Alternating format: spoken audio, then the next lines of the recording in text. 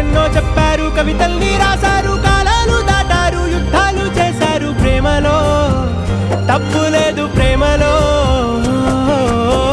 వేల వేల వెన్నెలంత నీదవాలి వెలుగునంత మోయమంటే నేను ఎంత రే.